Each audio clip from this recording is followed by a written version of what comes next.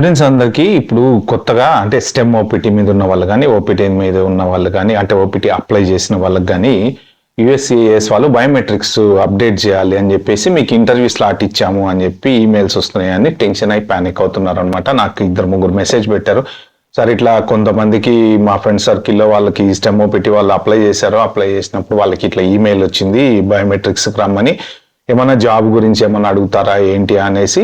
At the same time దీని మీద ఒక డిస్కషనే జరుగుతుంది ఇన్స్టాగ్రామ్లలో, సోషల్ మీడియాలో, రెడిట్ పోస్ట్లలో. ఏంటంటే సడన్ గా ఇప్పుడు ఎందుకు యుఎస్సిఐఎస్ వాళ్ళు బయోమెట్రిక్స్ అడుగుతున్నారు అంటే ఇప్పుడు ఇమిగ్రేషన్ మీద క్రాక్ డౌన్ అనేది సీరియస్ గా నడుస్తుంది కాబట్టి ఇప్పుడు ఏంటంటే ఏ మూవ్ వచ్చినా గవర్నమెంట్ సైడ్ నుంచి టెన్షన్ అనేది స్టార్ట్ అవుతుంది అనమాట. అంటే ఇప్పుడు అయితే మీరు బయోమెట్రిక్స్ ఎప్పుడు ఇచ్చి ఉంటారు, ఫస్ట్ ఇంటర్వ్యూకి వెళ్ళినప్పుడు ఇచ్చి ఉంటారు. ఇంటర్వ్యూకి వెళ్ళినప్పుడు మీరు ఇచ్చినటువంటి బయోమెట్రిక్స్ ఏదైతే ఉంటుందో అది వాళ్ళ డిపార్ట్మెంట్ ఆఫ్ స్టేట్ దగ్గర ఉంటుంది, లేదంటే ఎంబసీ వాళ్ళ దగ్గర ఉంటుంది. సో అది యుఎస్సిఐఎస్ వాళ్ళకి సంబంధం లేదనమాట.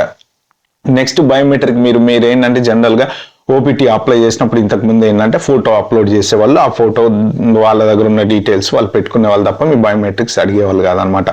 అయితే ఇప్పుడు ఏంటంటే మొన్న December 25, 2025 నుంచి అంటే అరౌండ్ ఒక 2 months అనుకుంటా, రఫ్లీ 1.5 months క్రితం నుంచి కొత్త రూల్ వచ్చింది. ఏంటి, మీ ఫోటో కనుక 36 months కన్నా ఓల్డ్ అయితే మీరు కంపల్సరీ మళ్ళీ యుఎస్సిఐఎస్కి వచ్చి పర్సనల్గా బయోమెట్రిక్స్ ఇవ్వాలి. అంటే మీరు మీ ఓన్గా ఏదో ఒక ఫోటో తీసుకొని ఫోన్లో అప్డేట్ చేస్తా అంటే కుదరదు అనమాట.